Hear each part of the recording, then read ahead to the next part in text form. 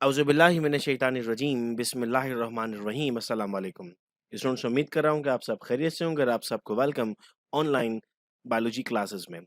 Students, कल के video lecture में हमने होम्योस्टैसिस को डिफाइन किया था, फैक्टर्स को डिस्कस किया था, इसके बाद हमने फीडबैक मैकेनिज्म पढ़ा था और उसके बाद हमने ऑस्मोरेगुलेशन इन प्लांट्स पढ़ा था। और आज के इस वीडियो लेक्चर में हम पढ़ना स्टार्ट करेंगे एक्सक्रीशन का टॉपिक। स्टूडेंट्स, अगर आपने पिछला वीडियो लेक्चर मिस कर दिया था तो आप यूट्यूब चैनल पर देख लीजिए। इस टाइटल के साथ आपको वो लेक्चर मिलेगा, सीक्वेंस में पढ़ते जाइए ताकि आपकी क्लासेस स्मूथ चलती रहें। नेक्स्ट क्वेश्चन क्या है बच्चों? Define excretion. एक्सक्रीशन किसे कहते हैं? हम कहते हैं सर बॉडी से वेस्ट प्रोडक्ट निकालने के अमल को हम नाम देते हैं एक्सक्रीशन का। एनिमल्स भी एक्सक्रीट करते हैं और प्लांट्स भी एक्सक्रीट करते हैं, क्योंकि एक्सक्रीटरी प्रोडक्ट्स इन दोनों की बॉडी में बनता है। अब आप पॉज करके इस डेफिनेशन को अपने पास लिख लेंगे और जैसे ही पॉज करके आप दोबारा खोलेंगे तो इस डेफिनेशन की हम एक्सप्लेनेशन ले रहे होंगे। जी बच्चों, तो अब आपने डेफिनेशन लिख ली है अपने पास। Survival in any environment requires an accurate balance between excretion and animals need of water and salt। जितना वाटर आप इन कर रहे हैं वो बॉडी से डेफिनेटली बाहर भी निकलेगा। इन दोनों में बैलेंस होना बहुत जरूरी है। ऐसा भी ना हो कि बहुत ज्यादा एक्सक्रीट हो रहा है, ऐसा भी ना हो कि एक्सक्रीट ही नहीं हो रहा। The excretory system plays a central role in homeostasis by forming and excreting urine while regulating the amount of salt and water in the body fluid। बहुत इंपॉर्टेंट रोल प्ले कर रहा है, यूरिन फॉर्म करता है जिससे salt और water को हमारी बॉडी में रेगुलेट किया जा रहा होता है। अब नेक्स्ट क्वेश्चन हमारे पास आता है, what is excretion in animals? So animals are very active group of organisms and need energy for the life activities। उन्हें अपनी एक्टिविटीज करने के लिए एनर्जी की जरूरत है। They get energy from the breakdown of food। हमें एनर्जी कैसे मिलती है सर? हमारा ग्लूकोज में कन्वर्ट होता है जो हम खाते हैं, उसके बाद वो ब्रेक डाउन होगा तो हमें उससे एनर्जी मिलेगी। As a result many waste products are produce. इसका जो पूरा मेटाबॉलिज्म है, इसके दरमियान काम की चीजें भी बनती हैं और वेस्ट भी बनता है। कल के लेक्चर में भी हम समझ रहे थे इस बात को कि हम खाना लेकर आते हैं थैली में, खाना हमारे लिए काम का था, थैली क्या बन गया? वेस्ट बन गया हमारे लिए। They are harmful if remain in the body for long time, therefore excretion is necessary to keep the animal alive. अगर वो बॉडी में रहा, अगर यूरिया हमारी बॉडी में रहा, अगर यूरिक एसिड हमारी बॉडी में रहा तो वो हमारे लिए डेंजरस होगा, इसीलिए हमें उसको अपनी बॉडी से निकालना बहुत जरूरी है। अब हमें एक आता है, sir what is excretion in plants and what are the excretory products of plants? हम कहते हैं among plants oxygen, water, carbon dioxide and some mineral crystal could be looked as a waste. अब ऑक्सीजन, वाटर, कार्बन डाइऑक्साइड, आप कहेंगे sir ये तो काम की चीजें भी होती हैं। यही इंटरेस्टिंग बात है यहाँ पर कि प्लांट के लिए जो वेस्ट प्रोडक्ट है, प्लांट के लिए वही चीजें काम की भी हैं। मिसाल के तौर पर अगर हम प्लांट की बात करते हैं तो हम कहते हैं कि हमारे पास प्लांट में अगर वो फोटोसिंथेसिस कर रहा है तो ऑक्सीजन उसका वेस्ट प्रोडक्ट हो गया। अगर वो रेस्पिरेशन कर रहा है तो कार्बन डाइऑक्साइड उसका वेस्ट प्रोडक्ट हो गया। तो इसीलिए हमने यहाँ पर ऑक्सीजन, वाटर और कार्बन डाइऑक्साइड को लिख दिया था।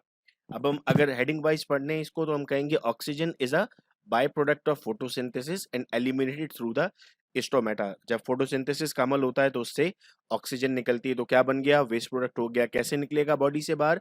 सर ये स्टोमेटा की मदद से बाहर निकलेगा। Carbon dioxide, it is a by product of respiration which is eliminated through stomata. ये बात हमें एमसीक्यूज के लिए याद रखनी है कि ऑक्सीजन और कार्बन डाइऑक्साइड यानी गैसियस एक्सचेंज कहाँ से हो रहा है?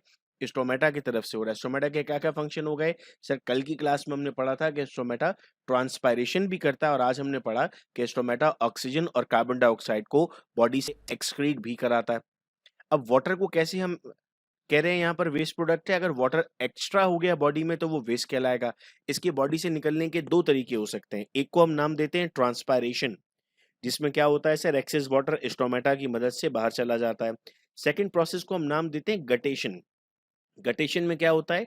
हम कहते हैं स्टेम में कुछ स्पेशल स्ट्रक्चर्स होते हैं जिन्हें हम नाम देते हैं हाइडाथोड्स का। इन हाइडाथोड्स की मदद से ये निकलना शुरू हो जाता है वाटर, और उस प्रोसेस को हम नाम दे देते हैं गटेशन का।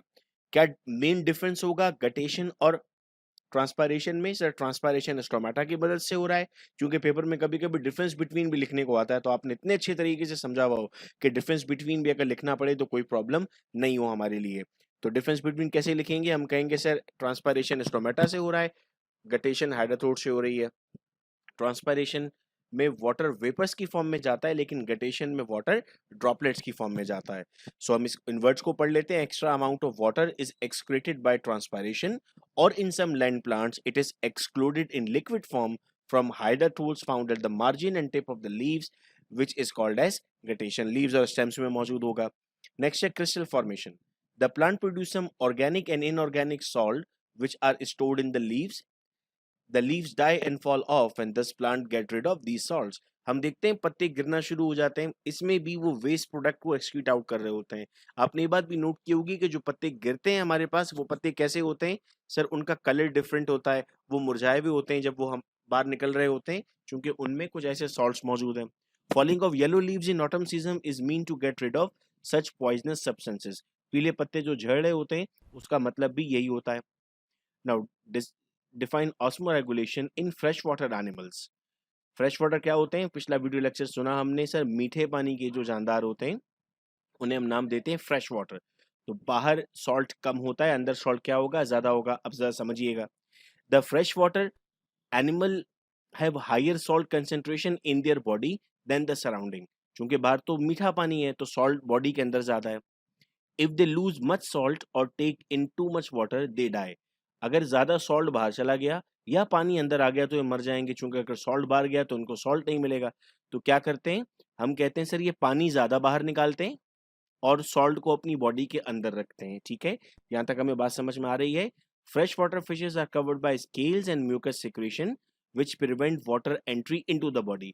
पानी अंदर नहीं आना है तो बॉडी में स्केल्स लगे हुए, म्यूकस लगा हुआ है कि पानी अंदर ना आए। They absorb salt by their gills and take in salt rich food.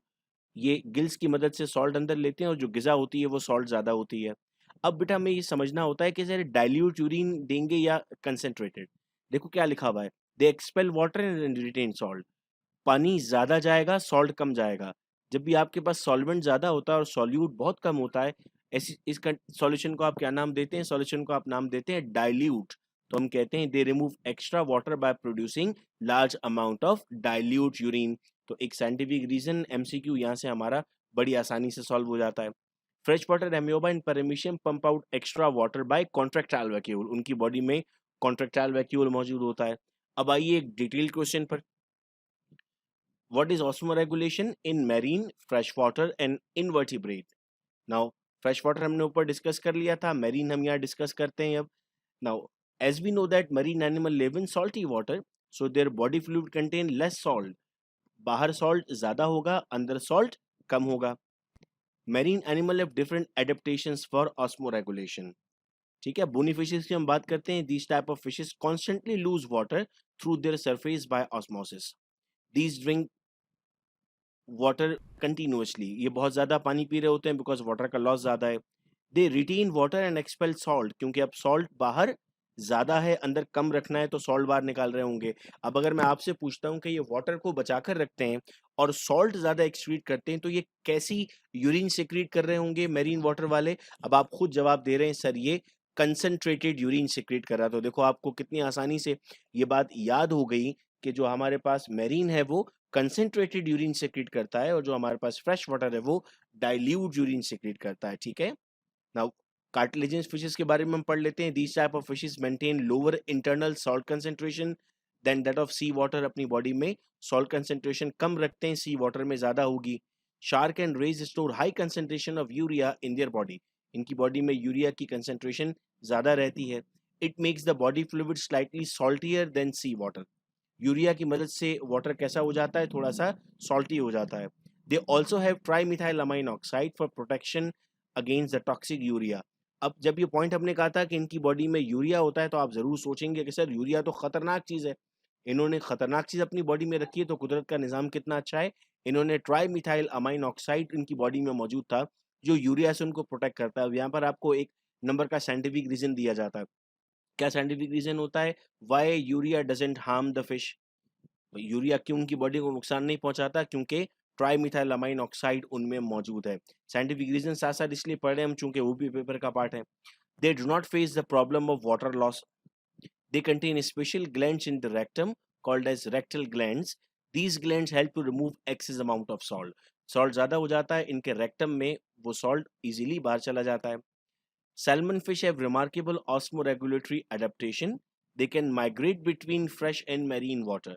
Salmon fish is a type of fish जिसके पास बेहतरीन ऑस्मोरेगुलेशन एडेप्टेशन है। क्या है वो बेहतरीन ऑस्मोरेगुलेटरी एडेप्टेशन? सर ये माइग्रेट कर सकता है फ्रेश वाटर और मैरीन वाटर में, तो अपने बॉडी इन्वायरमेंट को बहुत अच्छे तरीके से मेंटेन कर देता है। In ocean they drink more water and exceed extra salt. In fresh water they stop drinking water and gills absorb salt. यानी ये डिपेंड करता है कहाँ पर होगा, ओशन में होगा तो ओशन के एनवायरनमेंट से, और फ्रेश वाटर में होगा तो फ्रेश वाटर के एनवायरनमेंट से। एक और चीज बेटा हमें याद रखनी है, marine invertebrate and Hag fishes are called as osmoconformers. Sir osmoconformers क्या होते हैं? जिनके पास ऑस्मो रेगुलेटरी मैकेनिज्म नहीं होता।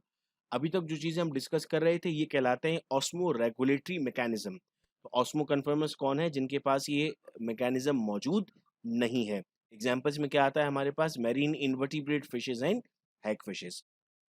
तो सर नेक्स्ट क्वेश्चन है हमारा कि what are the adaptations of plant to low and high temperature.